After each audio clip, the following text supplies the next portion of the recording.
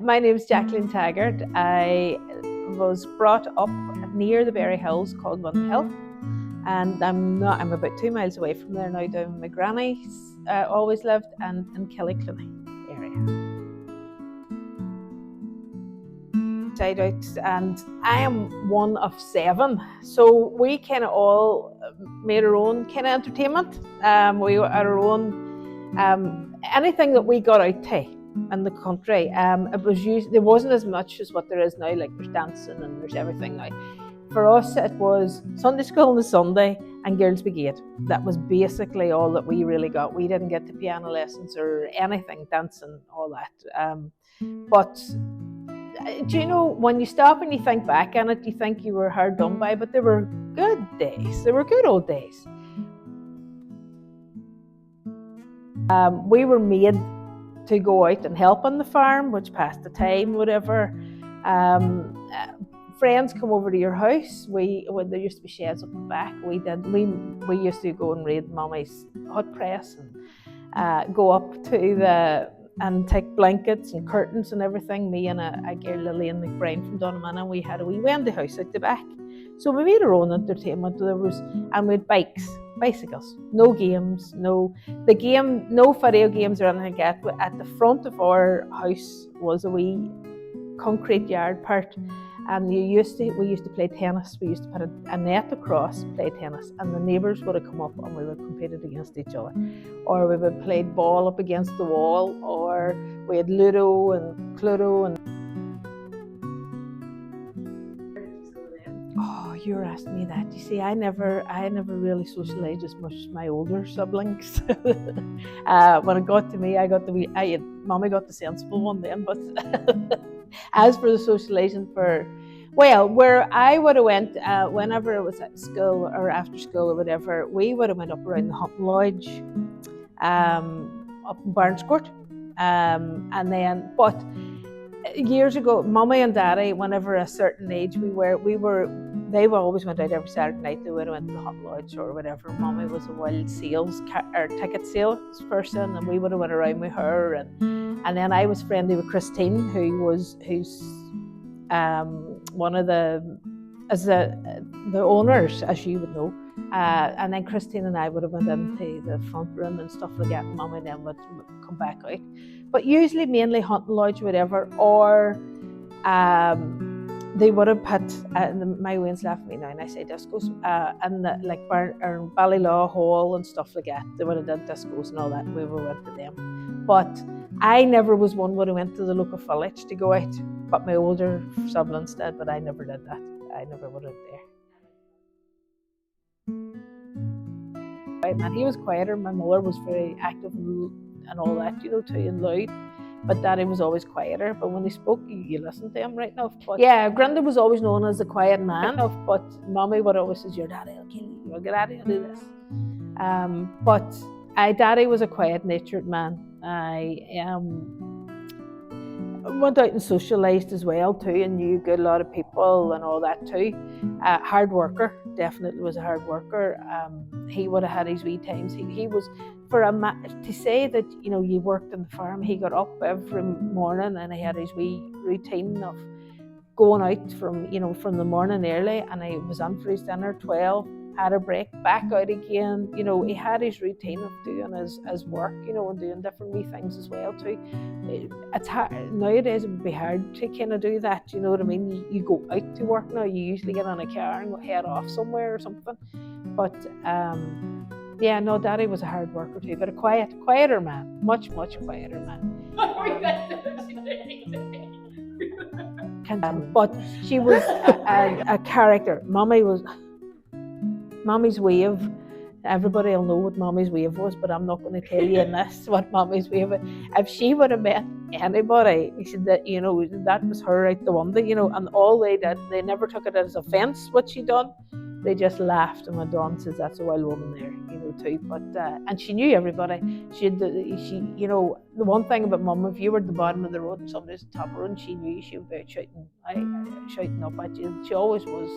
She's very sociable, loved to be in the middle of everything, loved to be you know, she did the market as well. Like she did the food in the market in Donamana as well too, and she loved being along all, you know, the old crack of all the farmers and stuff like that. You know, just to know all the business and stuff. But yeah, Mum was she was a strong woman. She was a very strong woman. Nothing defeated her. The children, if she would have says, if she wanted something in her head that she wanted to do, she would have had done it. Or if we would have said, she would have tried hard to get what we wanted. And with any of us, no matter what, I have to say, even though we were wrong, we were right in her eyes, and she would have fought our battles to 100%. She was a wild woman, and I know that too, but she would have fought her battles. She was never scared of getting her hands dirty or anything like that. You know, she was always, and if the men needed tea over in the fields, not a problem. Like, and no, she was a goer. He lived. Am I so silly? Yeah, you are. What are you so telling us? Yeah.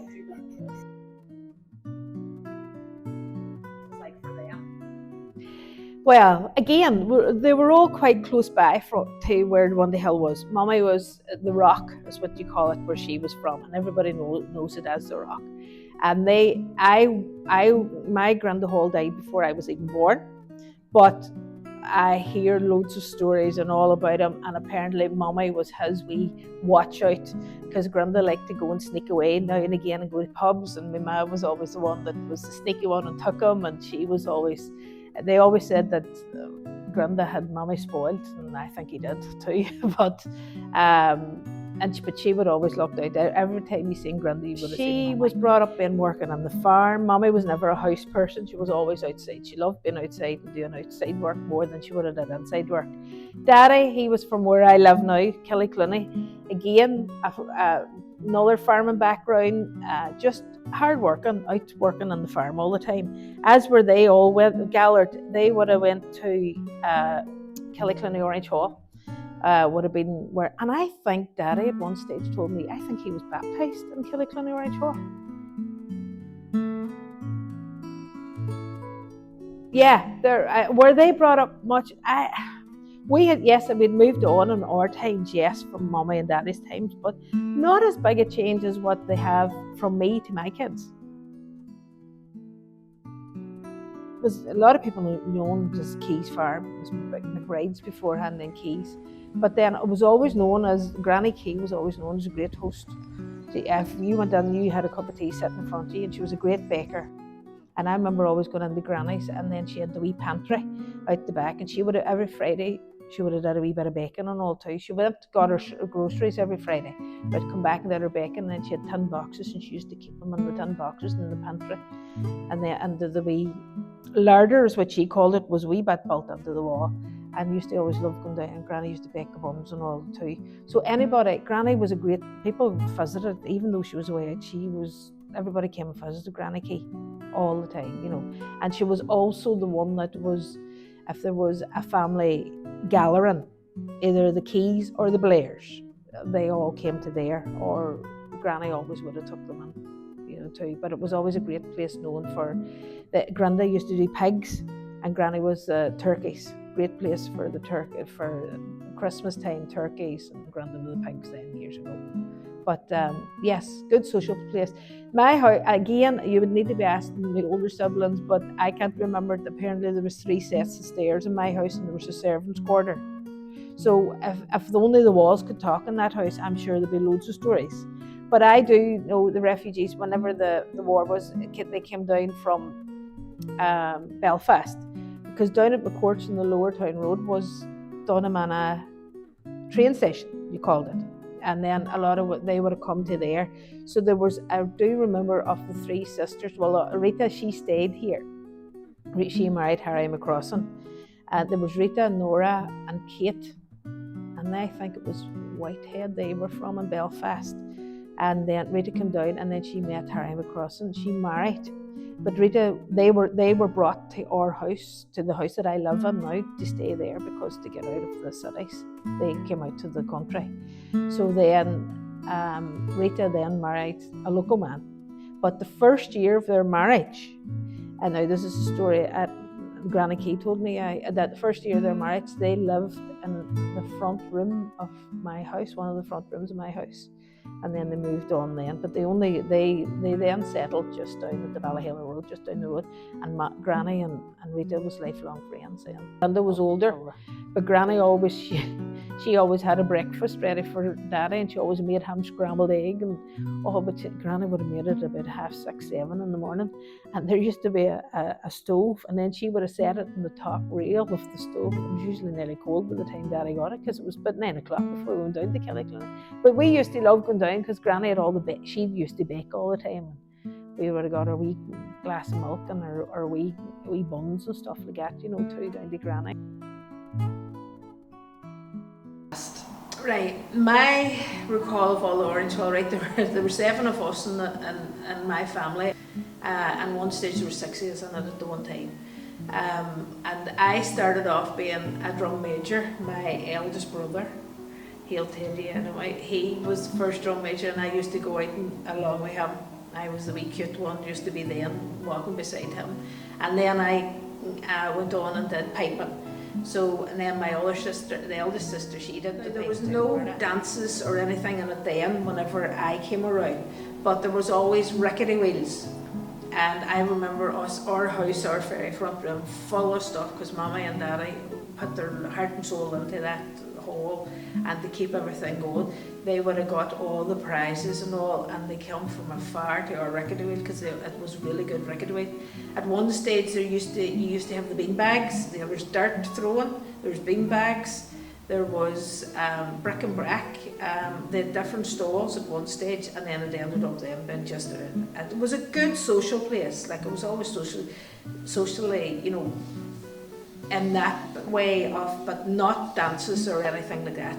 And then with the pipe band, that's where they had the Killyclinic had their pipe band, their practices there. As for anything else, I can't remember much more other than that. And then the lodges and all had their meetings and stuff we got to. My mum was always the one who went down and made the tea. It was always good memories of rickety wheels and all the wee, like, different things again, like the dart throwing and stuff we get to. Although when I remember the duck craze. And there was we also had treasure hunts as well, and it was always me and Daddy always would have done the treasure hunts. I mean, we were always left. But hey, I thought for 2 people who wasn't that so clever, we weren't too bad. Now I have to say, we and him got on great at it. But that was my memory with Daddy. I won't do one with him. Me and him would have done the treasure hunts. Hub, yes, 100%. A lot of that, even for the men and the women, and then, when you come home from the 12th of July or in the band parades, there were always tea sitting there. The women always had the tea and all. None of that now, like. That, like. Yes, I do remember going to the big days, and we always would have took a bus. There was always a bus going, so we'd always got on the bus, and the crack in that bus was always crazy, between the men and the women. Now, they come home and none of them was too steady on it. But, and even, I remember John McDermott all the time, the big drummer, and it was never a straight line. The line was side to side more than it was going forward. But it was all about a crack, an innocent crack, too, and everybody was having a great time, And I'm going to be big-headed now. Every time there was 12th of July, because it was 2 girls was piping in the front row, we were always sure to be in the newspaper the week after of us being on the thing. It was always nearly me and a real family gathering. Then you never went out of the house without your driving licence, because you were sure to be stopped and sure to be. Now the kids, they would go, if they were ever stopped, they go, oh, the police were stopping. Where it's just, we were brought up with it, was normal then. And we would talk about it at the house, and we talked about it in the house, and we would say to you, or they would have a different wee perspective to it, and we would say, but you weren't brought up with it, you don't know, you're getting stories, different people's stories. I says, but they have a different. Yes, it is. It was different. I wouldn't say it was difficult. It was just we were brought up with it. We thought it was normal. People around us, I would say, the new line, right, which is the Glencush Road. right? But people nowadays would say, where's a new line? But to us, it was a new line. I was always brought up as it, and Ballahalair is where that is as well too. So that's all where the hill was. Mummy was the rock, is what you call it, where she was from, and everybody knows it as the rock. It was a watery bray way back, but again, because I'm the younger of 6, you'd be best to ask the oldest sibling about that. He would know more about that than me.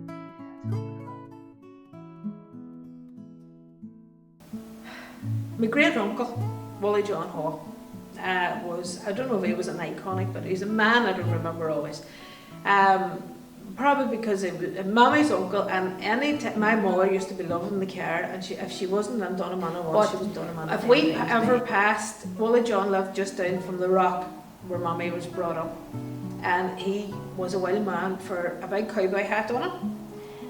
He was always out cutting the hedges with the big hedge clippers, the hedge clippers, and anytime we passed, we had to stop with Wally John. Now, times he would jump on with us and go down with us for a run, and or not, but he would always give you about 10 or 15. The first week in August, we would always rented a house in Portrush, and then we would have took my great uncle with us, Mummy's uncle, and Daddy's cousin, Elkin Key.